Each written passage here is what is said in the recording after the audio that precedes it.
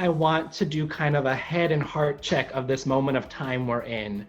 How are you Yes. doing? How are you feeling about the state of the world and the movement that's happening outside our doors? As you know, I've always been very vocal about justice for African American men in particular, and just really always at the forefront of talking about race relations. And so this is nothing new to me, but it's very exciting to see the whole world participating in this whole movement, because it's just not the United States. You know, I see them protesting in Paris, London, the Middle East.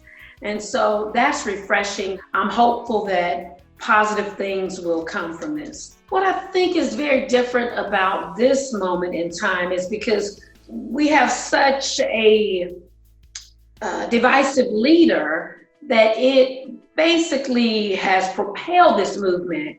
Because when you've got a leader who's leading like our president is leading, it allows for this type of energy.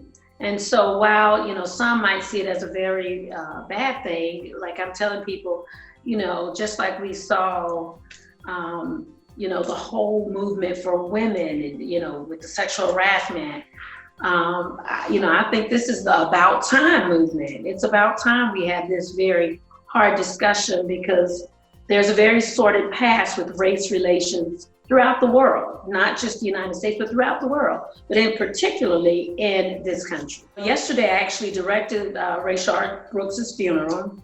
So that was a very heavy moment, but I was, you know, happy to serve the family, happy to have moments with his, you know, his beautiful wife, their beautiful children, and, you know, just to be present.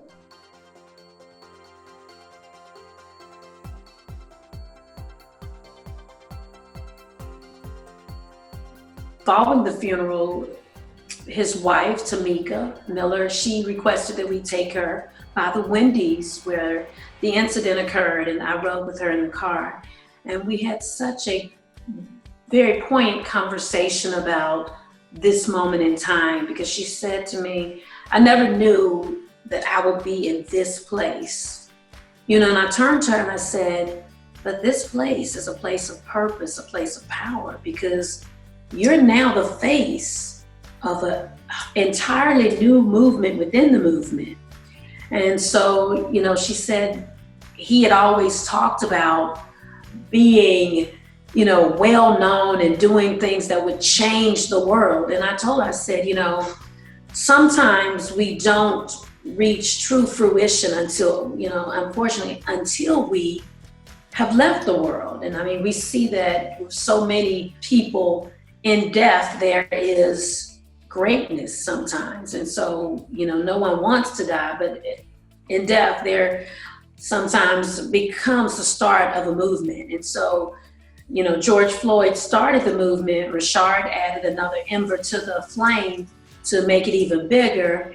And, you know, we rode through that Wendy's. It was unbelievable how many people were out there still with their hands up, you know, saying, you know, Black Lives Matter, we're with you. You know, we took the casket and, you know, the flower cart and the entire family around the drive-through, you know, the same place where, you know, the fatal shots were fired. And so to be there with his beautiful, you know, these young children, a 1-year-old daughter, 2-year-old daughter, 8-year-old daughter, his son, mother-in-law in the same car, and to, you know, just feel the power, the energy of them being able to release the hurt that they had from that tragic incident. It was very moving to me as a person of color, but as a mother, you know, it just gave me a whole new sense of purpose, because we have to propel this movement. We have to have this conversation. We have to change policy, procedures, laws. We have to make sure that there is equality for everyone. And so it was a beautiful ceremony. So many people came out.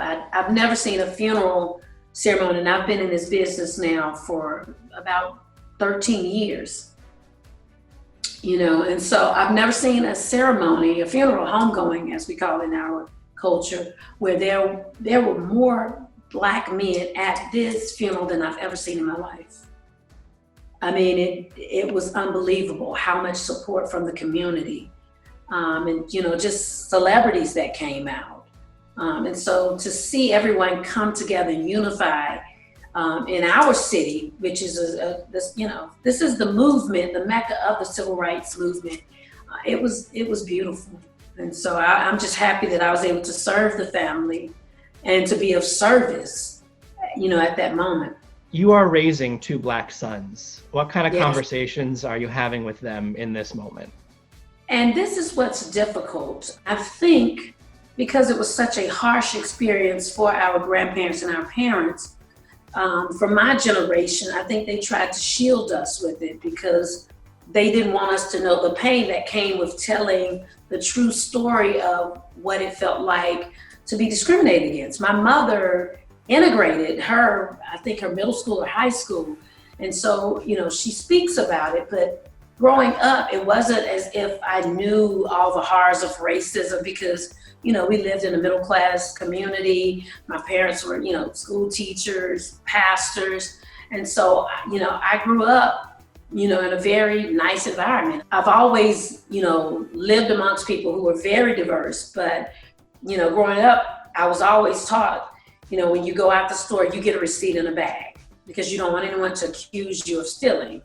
Don't put your hands in your pockets because you don't want anyone to think you're doing something that could lead you getting in trouble. I was always taught to say, yes, sir, no, sir, to anybody in a position of authority. But I think as we've elevated to levels, of wealth, and you start to really become very integrated into a different socioeconomic status, you really stop telling those very difficult stories to your children. And so now, my children obviously saw the George Floyd incident on television and could not understand why that was happening. And so my youngest son was very much so. And, why did he, put his, what did he do? Why did that happen? And so we had a really harsh discussion about it. And I had to tell them the truth. But we had also had the discussion when the whole Papa John's incident came about, in the spring. And my son said, well, why aren't we eating Papa John's anymore? And I said, because as a consumer, we will not patronize people who speak in a certain way about different cultures. And so, I explained to him, historically what that means, to use the N-word, what that really means. But, you have to tell the very hard stories. You have to make your children very aware of what goes on in the culture as far as, race relations, how you might be perceived as a young Black boy. And of course, they've watched me do marches, they have participated. I took them to the anniversary for the 100 Men March in Washington, D.C. They've sat, amongst very powerful African-American leaders. So they are very much aware of politics. They are very well-spoken on knowing there is a difference. I don't want them to get in a situation where they think affluence or money will make a difference. Because, if I see you and you're a Black person and I have a preconceived notion, no amount of money will help you in those moments. And we talk about, what do you do when you are arrested? What do you do if you're stopped by police? How do you handle yourself? How do you conduct yourself so that you make it home alive? Because that's the key, making it home alive. And, these videos are nonstop. These stories aren't new to our community. Now we just have cameras that can record them. And so, as you see the whole movement with the Karens, so every day there's more, footage of people just being overly, how would I describe this? Aggressive towards people of color. For absolutely you can say racist. You can say racist. Well, just racist, aggressive against people of color for no apparent reason. But I think the videoing of these events have allowed for people to see the difference in being a person of color and a white person, because most of us have been a victim or have experienced some sort of racism, whether it be, at a restaurant, at a department store, in school, at your job. And, I tell people in 1998, as a law student, new lawyer, I was the first woman and person of color to be hired at my law firm. Wow. But my law school class was only 2% African American, if 2%. I think it might have been class of 221, maybe 11 people of color. And so, even though we have made strides, there's a lot of movement that needs to happen for people of color. I was going to say, kind of on that note of sharing that entering a law firm experience, do you have a memory of the first time you experienced racism? As a little girl, I really didn't know if I thought racism really existed until I was hired to do some tutoring for a white family, because I've always been very intellectually sound. And the young boy said to his friends, he says, well, I don't want anyone to see my tutor because she's Black.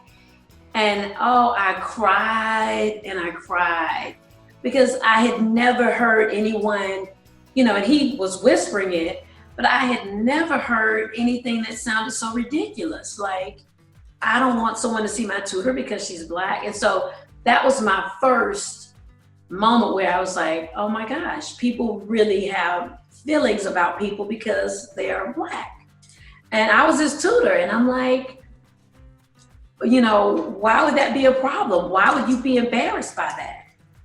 So that was my first, experience with, that I obviously noted as racism. Thank you for sharing that.